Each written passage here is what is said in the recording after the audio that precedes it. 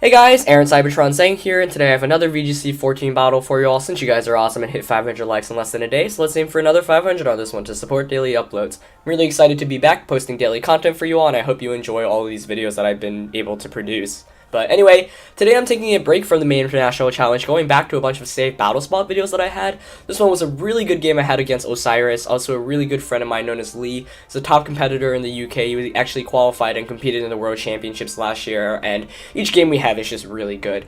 You'll see my team is Aerodactyl, Rotom Heat, Manectric, and Aegislash, so using the Aerodactyl again, and his team is Amoonguss, Hydreigon, Rotom Heat, and Kangaskhan. So let's get into the battle.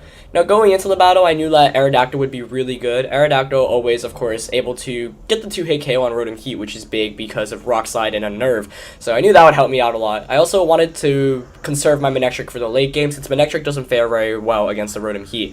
I'm also running a Safety Goggles Rotom instead of the Citrus Berry, so I knew that I have to play accordingly. I knew that would help me out against Amoonguss as well. So I don't want to get faked out here by Kangaskhan because I know I can't survive a Fake Out plus Return combo, so I go for the double protect here just to prevent any damage to start off the game. Aerodactyl and Rotom Heat going to both protect here.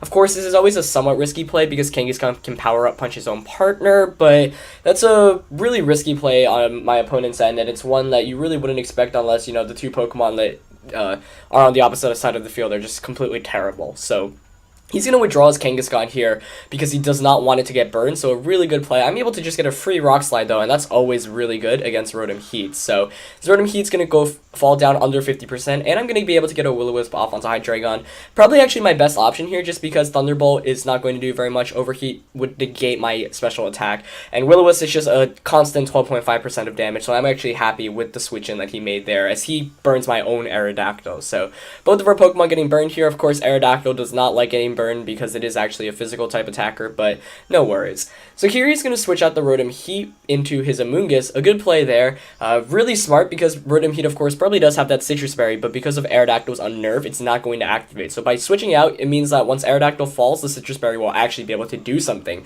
I do Tailwind and Protect here, not wanting to get my Rotom Heat KO'd by that Hydreigon. He reveals the Hyper Voice, so that really indicates to me that it is choice specs because normally Hydreigon carries, say, Draco Meteor, Dark Pulse, Fire Blast, and Protect. So instead of Protect on a choice mon, of course, you run a fourth move, Hyper Voice in this case. Fortunately enough, I did Protect with Rotom Heat, so Rotom's not going to take any damage that turn from the choice specs Hyper Voice, which is always good. He's going to switch out the Amoonguss here, baiting the Overheat. I do go for another Rock Slide here, and I did anticipate Amoonguss switching out, fortunately enough, so I did not overheat that target, that slot, and I just went for the Thunderbolt onto Hydreigon, hopefully to put it in burn range. Does not KO it, of course, but I do get a lucky flinch there. Of course, granted how many Rock Slides Aerodactyl actually launched, the flinch was incoming for sure, but that still definitely saved me from a lot of damage, and Rotom Heat does not want to take any damage given the fact it's not carrying the Citrus Berry. Of course, it has Safety Goggles instead. So here he switches out Hydreigon into Amoonguss just so he can switch in the Hydreigon later in the game. Now, I was anticipating switches on his end, but I did not want to just carelessly overheat and get to a -2 instantly. So I went for the Rock Slide here, saying, okay, if Rotom Heat stays in, I'm going to be able to pick up the KO. If he doesn't, then I'll just get some damage off. And I did go for the Thunderbolt into that slot, which is always good. Kangaskhan actually takes a lot of damage from that, so I was pleased with how that turn played out. Now that Amoonguss is out, I know I can just overheat it in the late game, but of course he showed earlier like he wasn't willing to just keep Amoonguss in, and like he used it to bait my attacks, so I didn't want to carelessly overheat. I'm double protecting here once again just to prevent the Fake Out from coming out, which works out fine as Amoonguss goes for the Giga Drain, does not do anything. Now I know I can actually safely set up another Tailwind with Aerodactyl because Aerodactyl outspeeds the Kangaskhan, and he withdraws his Kangaskhan into Hydreigon. A good play by him just to conserve the Fake Out, and he knew that Hydreigon was going to faint anyway, and I actually misplayed a lot this turn. Not anticipating that switch, I actually just went for the Overheat onto the Kangaskhan slot, anticipating Amoonguss to switch out into the Rotom Heat or just Protect. Instead, I do knock out the Hydreigon, but that's an absolutely useless Overheat because Hydreigon was going to faint to burn anyway, so pretty poor turn for me there as I basically waste an Overheat and get to -2, which is really good for my opponent because, of course, now his Amoonguss can actually survive a Rotom Heat Overheat. My Aerodactyl is going to faint as well, meaning he can switch in his Rotom Heat to get the Citrus Berry activated. So after that turn, I was really frustrated. Had I just overheated the Amoonguss, that game would have been pretty much over for me. I would have been in such a good position. Instead, I target the Hydreigon, I get myself to -2, and now my Rotom Heat is in some trouble. He's going to bring in his Rotom Heat, and I am not very happy about my position because neither of my Pokemon do very well against his Rotom Heat. Rotom Heat is honestly one of my favorite Pokemon to use against a Manectric because Manectric really can't touch it at all.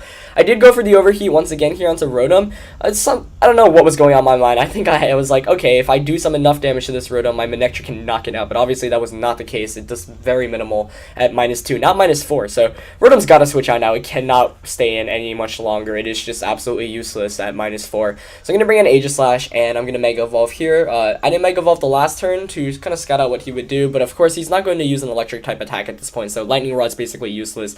Might as well Mega Evolve, so, you know, if I wanted to switch out and switch back in, I could get the Intimidate off onto Kangaskhan later on in the game. Of course, it's not going to do very much to either of his Pokemon here, the Intimidate. I did go for the Overheat onto Amoonguss, not expecting it to KO, and as you see here, Amoonguss hangs on with just a bit of HP, so now I'm really worried. If you predicted my switch correctly and overheated, I would have basically lost, but fortunately enough, he went for the Will-O-Wisp and not the Overheat, so Aegislash is able to hang on, but Amoonguss is going to get a Spore off onto the Manectric as well. That's really bad for me, as Manectric is now absolutely useless, and Rotom Heat can actually just safely overheat my Aegislash.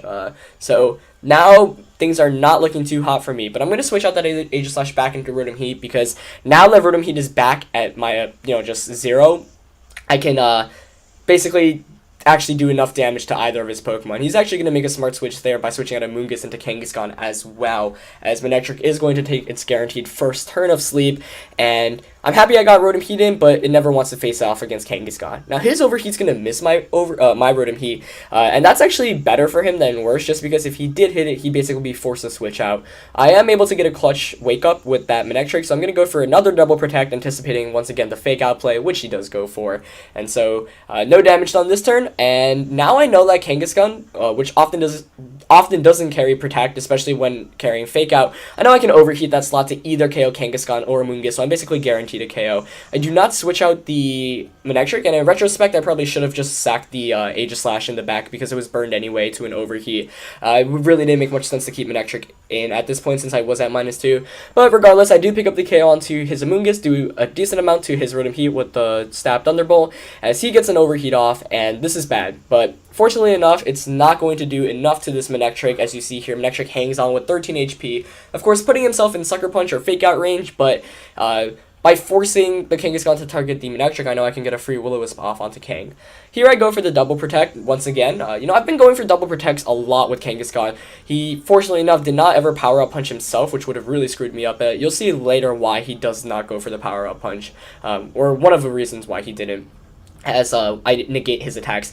Now, he doesn't Sucker Punch me, trying to pick up the KO onto the Rotom instead. As a result, I'm able to Will-O-Wisp, and you'll see here, he actually carries Double Edge, which made a bit more sense to me, as in why he hasn't been Power Up Punching himself. Of course, he still probably could have made that play. Wouldn't have really made a big difference at this point, since if regardless of whether he got to a +2 or not, he would have taken enough recoil damage to faint.